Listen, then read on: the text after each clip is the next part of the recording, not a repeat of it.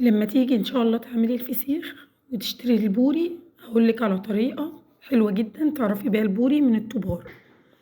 انا النهاردة جايبة بوري من اللي هو الاصلي.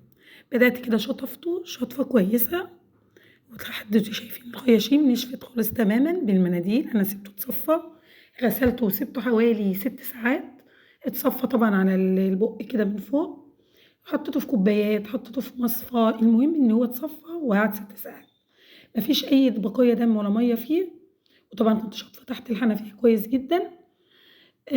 بعد كده نشف معايا، وبدات برضو المناديل اتاكد انه خلاص نشف 100%. لازم الفسيخ عشان تطلع معاكي مظبوطه زي الفسخانيه تعمليها بطريقه صحيحه. بدات كده اعمل لها مساج.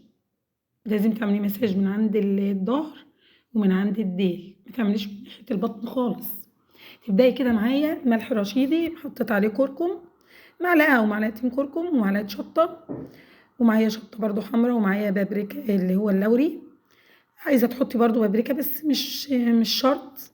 هبدأ كده أرش كده في كيس، بس هحطها في علبة كده لحد ما لأني هقفل عليه بطريقة محكمة جدا. هو من ضمن نجاح الفسيخ إن يتعمل بطريقة محكمة جدا جدا الغلق، وفي نفس الوقت يتحط في أكياس كتيرة جدا، عشان برضو لو نزل مية أو نزل حاجة ما ينزلش لبره أو ما يعملش ريحة في المكان. طبعا اللوري ده والشطة دي بتمنع الريحة تماما منه، ما بتحسسكيش إن انت عاملة فسيخ في البيت ولا أي حاجة، ولا الريحة بتطلع لبره. بدأت كده بالزيت، نزلت ب4 معالق زيت بالشكل ده، وقلبت الملح فيه لحد ما تشرب الزيت خالص. وبرضه هحط زيت على الوش برضه. بدأت كده حشية الراس والخياشيم. وبرضه هفتح البق واحط فيه اي فتحة في البورية لازم تتكتم بالملح. ده طبعا من نجاح الفسيخ ويطلع معاكي 100%. هبدأ افتح البق. شايفين برضه التركة بقى اللي هقولها لك، لما بتيجي تشتري البوري لازم وشه يبقى عريض بالمنظر ده وبقه عريض. البق وهو مفتوح فتحته عريضة مش فتحته ببوز. تبدأي بقى وطبعا بطنه عريضة، وطبعا عينه بتبقى ملامعة وبارزة لبره. بتعرفي بيها البوري الصح، لامع وبارز وعينيه بارزة وجسمه عريض وبوزه عريض وبقه عريض. دي اللي هو البوري الصح. من عند الراس كده عريضة، ومن عند البق من فوق كده عريض، جاي بالعرض كده. هبدأ كده ارش على اول رق طبعا، وحطيت واحدة عكس التانية. لازم اعمل كده عشان كله يتخلله الملح. وابدا الف كده الكيس بتاعي لفه محكمه جدا. لو عندك استرتشات بتعمليه في الاول، بس الاسترتش ساعات بيفك من الميه بيقوم فاكك منك، ممكن يهوي. كيس احكم جدا في الاول على الاقل. هبدا كده في بكره سوليتيب، انا جايباها طبعا مخصوص للحاجات اللي زي دي. هبدا الف عليه كده اول كيس اهو، مخليش اي حته منه مفرغه او مبينه خالص. لازم الكيس طبعا ما يكونش فيه فتحات ولا اي حاجه، كيس محكم ونضيف. بدأت برضو كيس تاني، وبرضو قفلت بنفس الطريقة وربطت. الكيس اللي بعده والكيس اللي بعده برضو هلزق بالسولوتيب. انا بعمل كل ده ليه؟ مش هقولك ما تقوليش انا تعبت وهحط كيس او كيسين، لا بالعكس. كل ما هتحطي اكياس كتير كل ما هيطلع معاكي الفسيخ يعني نضيف جدا. ولا تقولي اللي عند الفسخانية حتى ده احسن واحسن واحسن وانضف، مفهوش ريحة. بدأت كده في اليوم الثامن أو السابع، فتحت عليه. أنا كنت حاسبة من اليوم يعني تامن يوم الصبح فتحت على الفسيخ. قعد 7 أيام بالظبط، وطبعا محدش يصدق إن ده قعد 7 أيام، لأنه تخلل 100%، لأن طريقته صحيحة. بدأت بسم الله ما شاء الله على جماله وعلى حلاوته، طري وزبدة معمول كده كأنه زبدة بلدي كمان.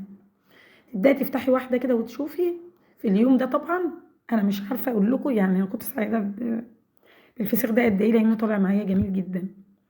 انا هفتح لك واحده برضو تشوفي. شوفي اللوري ده طبعا منع ريحه خالص، وخلاه طبعا بيديله ريحه كويسه ويمنع هو يحل النفاذ. بدات كده يا ستي افتح لك واحده وتشوفيه وتشوفي الجمال والحلاوه بتاعته. شوف طري ولا ناشف ولا مشدد ولا مقدد، جميل جميل. حته فسيخه كده تاكليها عشان جايبه البوري اصلي وعامله الطريقه صحيحه، هيطلع معاكي طبعا 100%. انا عملت طريقه الفسيخ قبل كده في القناه كتير، بس طبعا في معلومات انا ما كنت بقولها، بس دلوقتي انا بتكلك على المعلومه الصح. هبدا افتحه. شايفين الحلاوه والجمال جمال، حمار بحلاوة بزبدة، مش عارفة أقول لِك سمنة بلدي اللي طالعة منه والّا دهن. نضّفي كده الجسم حتى البطن ما فيهاش بطن كتير. ما شاء الله البورية جاية من عند واحد مشهور ونضيفة، وما تجيبيش من أي حد كده طبعًا عشان تعملي حاجة نضيفة، ما تضيّعيش فلوسِك على الفاضي، تروحي تجيبي من حد نضيف تطلع الحاجة معاكِ كويسة. بدأتِ كده شوية بالمعلقة بيطلع معاكِ ما شاء الله جِزل لحم كده جِزل. بُصّي ما شاء الله السمنة طالعة منه عاملة إزاي، سمن بلدي مش فسيخ. بسم الله ما شاء الله على جماله.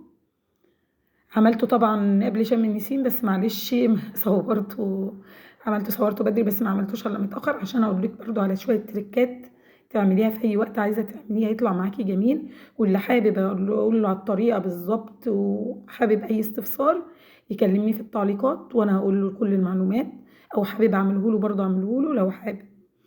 أنا باعمل الحاجات دي يعني بصراحة بإتقان، عشان بالذات في حاجات معيّنة كده لازم أمّا تعمليها ما تبوظش منِّك، بتبقي جايباها غالية طبعًا وأنتم عارفين الغلا وكده، فما ينفعش أعمل حاجات زي دي بمبلغ وتبوظ منّي.